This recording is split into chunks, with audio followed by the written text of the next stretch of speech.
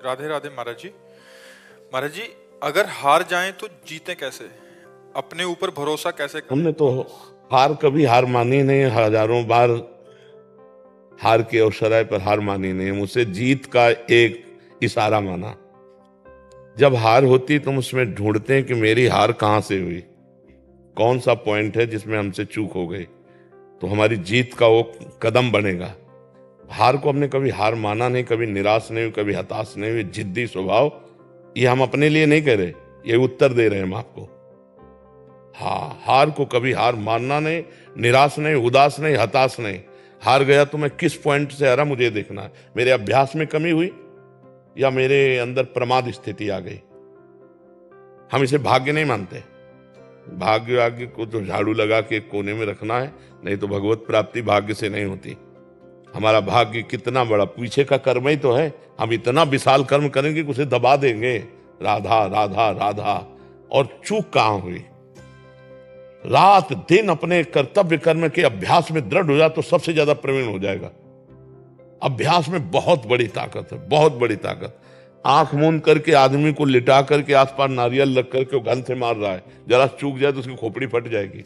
अभ्यास, अभ्यास योग युक्तेन चेत सा नामने गामिना। अर्जुन जी को अभ्यास से दिव्य बनना हुआ। जब देखा कि दीपक बुझ गया और भोजन का कवल मुख में ही गया, तो अर्जुन ने कहा ऐसा कैसे हो गया? हम प्रकाश में पा रहे थे, इसका मतलब इसका अभ्यास है।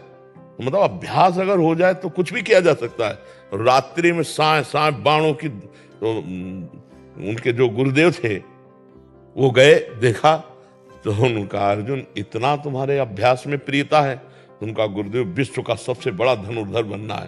तो द्रोणाचार्य जी ने कहा मैं आशीर्वाद देता हूं तुम्हारे अभ्यास को देखकर कि विश्व में तुम्हारे जैसा धनुर्धर कोई नहीं होगा। तो हम भी भगवान के अंश हैं यार।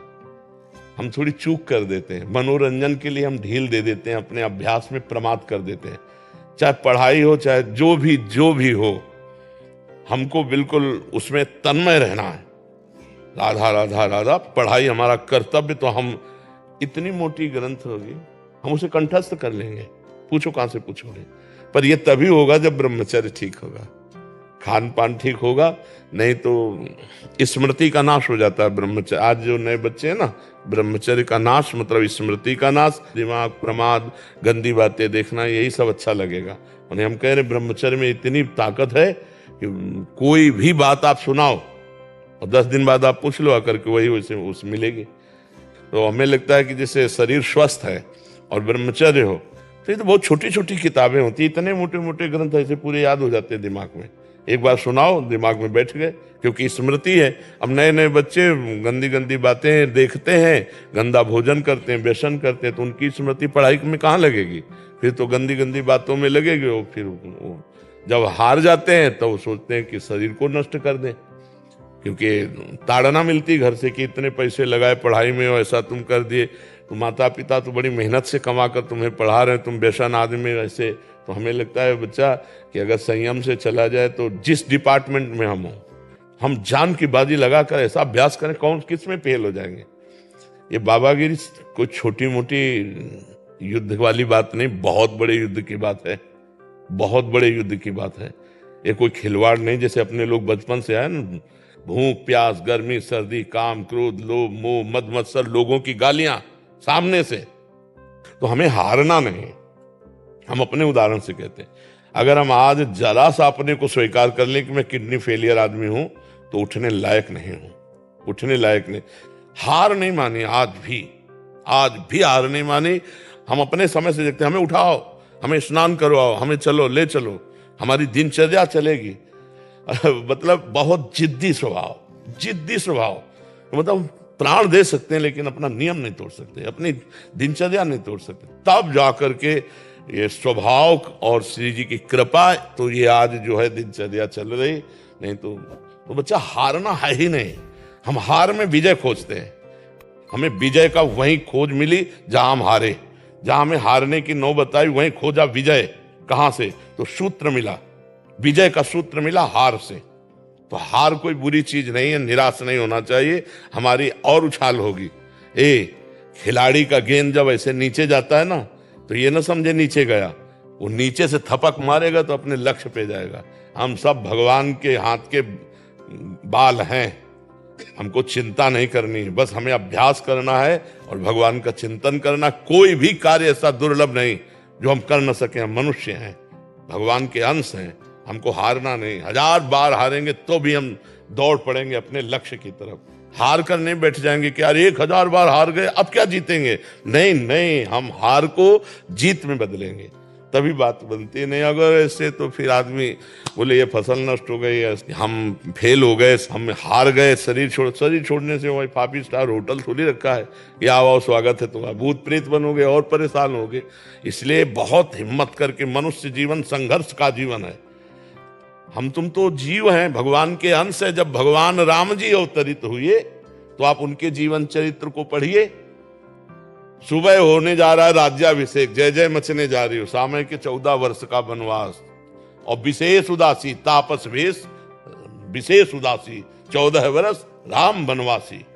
और क्या क्या कष्ट प्रभु को सहना पड़ा। नंगे पैर प्रभु ऐसे जंगल में जहां कांटे कंकड़ नाना प्रकार के जंगली जंतु, क्या क्या नहीं कष्ट सहा हमारे प्रभु ने। और वहां पे सिया जी का हरण हो जाता है, ये कितना भीषण युद्ध होता है। कैसे तो आप सोचो, जब प्रभु का अवतार संघर्ष में, तो हमारा क्यों संघर्ष में लेगा। अरे हम भी तो उनके बच्चे हैं। जब हमारे पिता आते हैं तो उनका जीवन कितना संघर्षमय होता है। आप देखो कृष्ण जी का, देखो संघर्ष में अवतार हो रहा है। कंस के कारागार में राक्षसी पहरेदारों के अंतर्गत उस अंधेरी कोठरी में हथकड़ी बेड़ियों से जकड़े हैं वसुदेव और देव की, वहां पर ब्रह्म परमात्मा का अवतार, जिनका नाम समस्त बंधनों को काट देता है, वो पधार रहे कहा जहां हथकड़ी बेड़ी जकड़ी है। फिर देखो तुरंत चैन नहीं, इतने बालक जो हुए वो तो कंस ने मार डाले। अब इतने श्याम सुंदर को कम से कम भर नेत्र देख ले तो भय लग गया कि इतने सुंदर बालक को कहीं कंस मार दिया। तो बोले प्रभु हम आपसे इस बात की प्रार्थना करते कि हमारे इस भय को दूर करो। तो बोले भयभीत हो तो गोकुल छोड़े आओ। अपने प्राण प्यारे सर्व सुंदर बालक को दूसरी जगह छोड़ने के लिए विवश होना पड़ा। आप देखो भगवान वहां कितने दिन टिके ब्रज में, प्रगट लीला में 11 वर्ष। मथुरा से द्वारिका, क्या क्या, जो ही मथुरा पहुंचे तो कंस का वध कर दिया था। तो कंस का ससुर था वो जरासंध, अरे 21 अक्षोणी सेना लेकर के, महाभारत में तो 18 अक्षोणी, 21 अक्षोणी सेना लेकर के 17 बार आया। फिर काली अवन आया, 18वीं बार भगवान भागे थे रण छोड़ भगवान, क्योंकि काली अवन को मरवाना था मुचकुंद के हाथ से। फिर सरकार का अंतिम जो लीला हुआ बाण संधान करके। तो आप सोचो जब भगवान अवतरित हो रहे तो इस संसार में उनको संघर्ष सहना पड़ा, तो हम तुमको सहना पड़े। हमारे तुम्हारे सामने तो इतने संघर्ष है नहीं। आराम से खूब बुद्धि को भगवान में लगाते हुए संघर्षों से लड़ना है। हमें ये नहीं सोचना हाय हाय क्यों विपत्ति आ गई। नहीं, विपत्ति आई तो हमको उससे गुजरना है, हमको उससे निपटना है। भगवान ने यही अवतार लेकर के सिखाया है। हम धैर्यवान बने, बुद्धिमान बने, पर इसके लिए भगवान का भजन चाहिए। भजन नहीं है तो फिर रुपया पैसा से धैर्य नहीं आता है। ये विवेक रुपया पैसा से बाजार में नहीं मिलता, ये सत्संग और भजन से प्राप्त होता है। विपत्ति, दुख और हार को बर्दाश्त करके आगे बढ़ने का जो उत्साह मिलता है वो अध्यात्म से मिलता है, वो लौकिकता में नहीं। महाराज जी ये प्रश्न इन्हीं का नहीं है। आजकल के नए बच्चे जो पढ़ रहे हैं या किसी परीक्षा के लिए तैयारी कर रहे हैं या कहीं आर्मी में भी होना है, महाराज जी क्या इतना प्रयास कर लेते हैं तो सक्सेस मिलता नहीं है, फिर उसके बाद बहुत निराशा। हम ये कहते हैं प्रयास में सफलता है। हमारी बात हर विद्यार्थी अगर मान ले, हमें फिर इसका उत्तर दे, आप अपने ब्रह्मचर्य को छीण मत करना, आप कोई नशा मत करना जब तक विद्या अध्ययन कर रहे हो, ये बहुत बड़ी साधना है। और अगर आप ग्रेजुएट ना हो जाए तो हमें बताना। लेकिन 13-13, 12-12 वर्ष के बच्चे कुसंग के कारण, मोबाइल के कुसंग के कारण गंदे गंदे क्रियाएं करने लगे, गंदे गंदे आचरण करने लगे। अब ये फेल नहीं होंगे तो क्या होंगे। नहीं तो हमारी एक केवल बात समझ लें, ब्रह्मचर्य छीन होने मत देना और कोई नशा मत करना। फिर आपको देखो अपने आप ब्रह्मचर्य आपको पढ़ाई में न लगा दे तो बताना। आपको सच्ची कहते हैं कि इतना ब्रह्मचर्य में ताकत है कि जैसे चतुरासी जी है तो जोई जोई प्यारो करे से है ना, तो ऐसे पीछे से आज वह देखियो तो प्यारी रंग भरी यहाँ जो प्यारो तक, जो प्यारो से वहां से वहां, जैसे 100 99 98 97 96 95 94 93 92 91 बचपन में याद की थी गिनती, ऐसे उल्टा और सीधा दोनों तरफ से ग्रंथ याद, अमुक संख्या अमुक संख्या अमुक संख्या अमुक संख्या। हम अगर जिस कार्य में लगे तो उसमें तन्मयता, अब कैसे बताएं, सैकड़ों हजारों बच्चों में फैल गया है हस्तमैथुन, हजारों बच्चों में फैल चुका है। मुख्य कारण यही। हाँ, और मुख्य कारण यही, और डॉक्टर सपोर्ट करते हैं तुम्हारा स्वास्थ्य अच्छा रहेगा। हम अपनी किसानी भाषा में कहते हैं गेहूं की फसल, जो अगर कोई किसान हो, इनमें कोई किसान किसानी जानता हो तो जानना, गेहूं की फसल जब गलेथ में आती है, गलेथ का मतलब होता है बाली निकली नहीं, निकलने वाली है, और आप काट लो, ना भूस मिलेगा ना दाना, और 1 महीना और ठहर जाओ, बाली आ जाने दो, दाना पक जाने दो, तो 40 मन गिरेगा के। तो हम कह रहे हैं 20 वर्ष तक जवानी का गलेथ आता है, उसको ब्रह्मचर्य में रखो, उसको काटो मत, और 20 के बाद जब ब्याह करो तो 20-25 वर्ष तक आप संसार के खेल खेलो, आप देखो कोई परास्त नहीं कर सकता। हम अभी 13, 14, 15, 16, 17, हाँ, जवानी तो इधर उधर गंदी बातों में नहीं। तो हम कह रहे हैं कि ब्रह्मचर्य में अपार सामर्थ्य है, अपार सामर्थ्य है। ये नवीन बच्चे जो ब्रह्मचर्य नष्ट करें बहुत घातक, जैसे 20-21 के बाद ब्याह हो गया, अब उसके ब्रह्मचर्य कोई परिपक्व अवस्था आ गई, अब वो अगर गृहस्थी में प्रयोग भी करता है अपने ब्रह्मचर्य का, तो 10-20 साल उसको चक्कर नहीं आएंगे, कोई परेशानी नहीं होगी। पर एक अपनी मर्यादा से जिसका पाणी ग्रहण किया है, अब ऐसे पशुवत आचरण करोगे तब तो फिर नष्ट ही हो जाओगे। तो ये जो बच्चे फेल हो रहे हैं, इनके 2 कारण हैं, ब्रह्मचर्य का नाश और व्यसन।